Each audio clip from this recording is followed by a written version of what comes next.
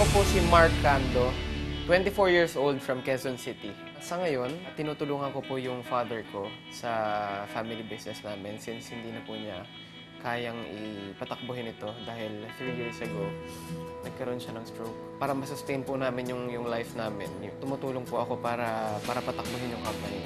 Hindi na po magkasama yung dad ko at saka yung mom ko. Yung mom ko po ay nasa Canada, yung dad ko po ay nandito po sa Philippines. Bali po, apat po kami magkakapatid. May sarili-sarili na rin po silang mga buhay. Hindi po nag-umpisa sa napakagarbong buhay ng pamilya namin. Tumira pa po sa mga hindi magagandang mga lugar sa Manila, yung parents ko.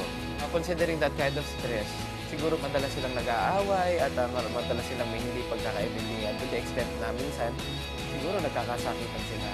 Kaya siguro nung ipinanganak ako, ginusto na rin ng mom ko na i-take yung opportunity dahil nagrantan po siya ng visa sa Canada para makaalis. I was properly raised by my father. Hanggang ngayon po na retired na siya, sinusuportahan pa rin po niya ako sa lahat ng aking mga endeavors.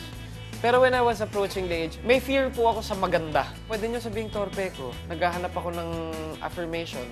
Naghahanap ako ng direct na statement na, Mark, gusto kita. Or, Mark, kung gusto mo akong ligawan, pwede mo akong ligawan. Nagka-girlfriend po ako before. Tagal ko po siyang niligawan. Like, nagpapakita siya ng sign, nagpapakita ako ng sign. Puro ganunan. Yung kulang na lang kami na. Nung ma-feel ko na sigurado naman akong magiging kami. Doon lang po ako nagkaroon ng lakas ng loob na sabihin na, alam mo, pagiging official na natin ang kulang. Pero as a kid, mahilig akong makinig ng music. Ginagaya ko yung boses ng mga famous singers at that time. Pero never sumagi sa isip ko na dahil ginagaya ko sila or dahil mahilig ako sa music, someday magiging singer ako. Ang rason ko po kung bakit po ako sumali sa The Voice ay ito. Isa po ako sa mga masugid na taga-subaybay ng Season 1. Ngayon po, na-inspire po ako sa Season 1 dahil para bang napaka-prestigious nitong competition na to kung saan ito yung swak na competition kung gusto mo may patunayan ka sa sarili mo at may patunayan ka sa ibang tao.